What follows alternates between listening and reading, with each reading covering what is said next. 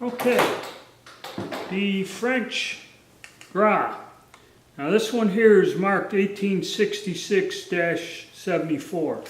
So what this was is this was a Chasco needle fire gun, at least the receiver was, and it's been converted to a cartridge gun, the Gras cartridge gun, which was a fairly easy conversion. There was two ways of doing it: sleeving the chamber or replacing the barrel. I believe, because when I slugged it, it all looked okay. I don't know if they replaced the barrel or not, but the bore slugs out just like in 1874. So I didn't have any trouble getting a bullet to work in this and shoot. Now, as you've seen, I was working on these guns with my gunsmithing video, or have your gun checked by a competent gunsmith, because my other one has a mismatched bolt and it was a headspace problem. So this is the one that headspaced correctly, and I took it out, gave it a shot. What I used for this, and this video we're going to be at the 50 yard, just doing some quick shooting. Used a smokeless powder load, basically the same amount of 4198 that I used for the Verndl. And again, we're using the Lyman bullet mold.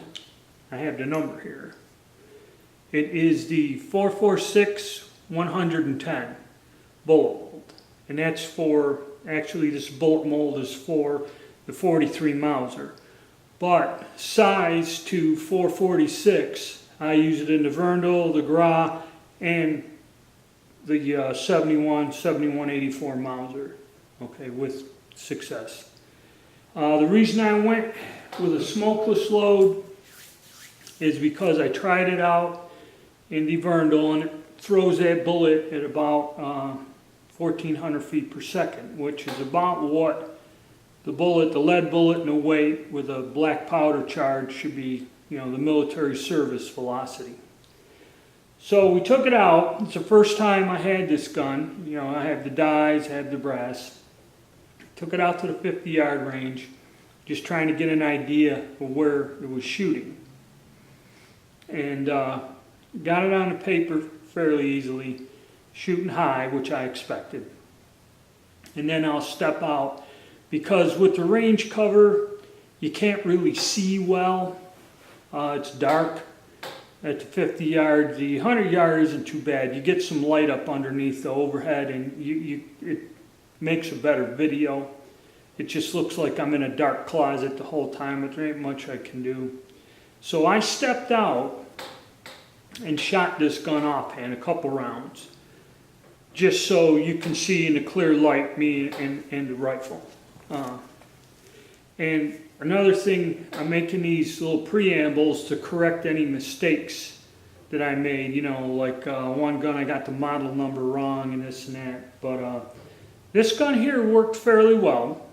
I shot it, and where you'll see some confusion is I shot 2 rounds, they went high, and there's a 3rd round in the bottom. Well, what happened is I set this rifle down and went and did a similar thing with another rifle, shooting at the target next to it. And I missed completely, and one of the bullets landed on my Gras target. So even though I fired 2 rounds, there's 3 holes in the target. That was from something I did on another clip with another gun. So I don't want to confuse anybody. So we'll go here with the 50 yard. I'm going to do a separate one, 50, and then when I took it to 100 yards, I'm going to make another video at the 100 yard. But at 50, it wasn't bad. Everything was going smooth. We got on the paper, did a little offhand shooting and that. And the guns are pretty nice. They're well made. They balance well, and they're comfortable to shoot. They're a nice shooting weapon. You know, so I kind of like it in that terms as a single shot rifles go. I like it a lot. So I'll let you watch this video, and then we're going to go on and we'll have another video where I go out to the 100 yard range with the gun. Today we're out here with our Gras rifle. This is a 1866-74. And as you know from my videos last week, I had some trouble with the other one.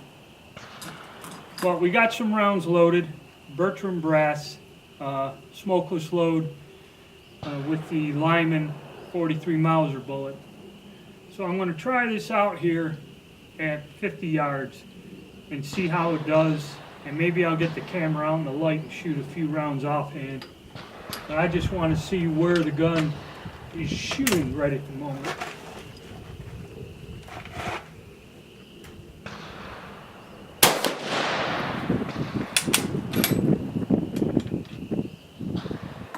Not too terrible.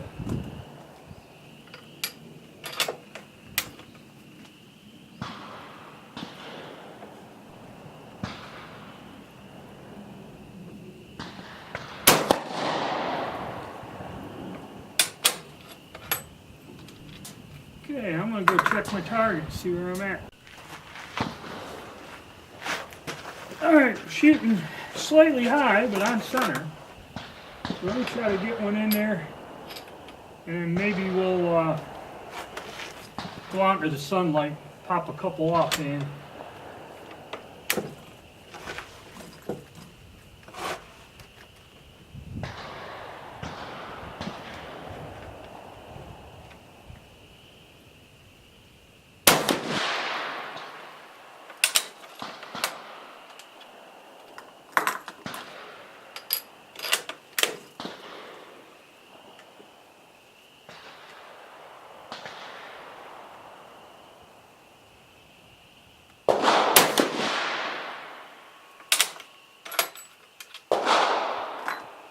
Okay. Alright. The two at the top were the first two. Then the second one, or maybe the third one, was in the middle. But I believe the last one was on the bullseye. So, not too bad. The sights are pretty wide open and that, but I'm going to get out here in the sunlight and take a couple shots more with it here. So you can see the gun. Okay, I want to be out here in the light where you guys can see the gun. And I'm going to put 2 rounds down here offhand and see how I do. And then I'm probably going to head out to the 100-yard range.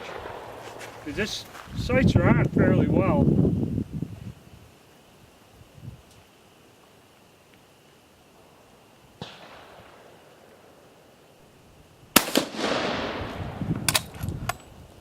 That was to the left.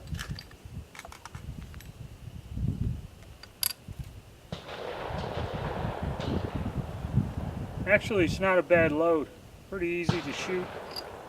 I'm glad I got this thing working finally.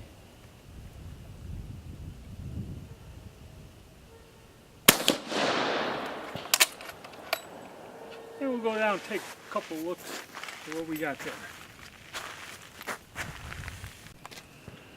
Well, we got 2 on the paper with the Gras, I believe. And I shot 4 rounds down here, and I don't have anything. So, we have an extra bullet. So my 2 offhands on the Gras are somewhere there.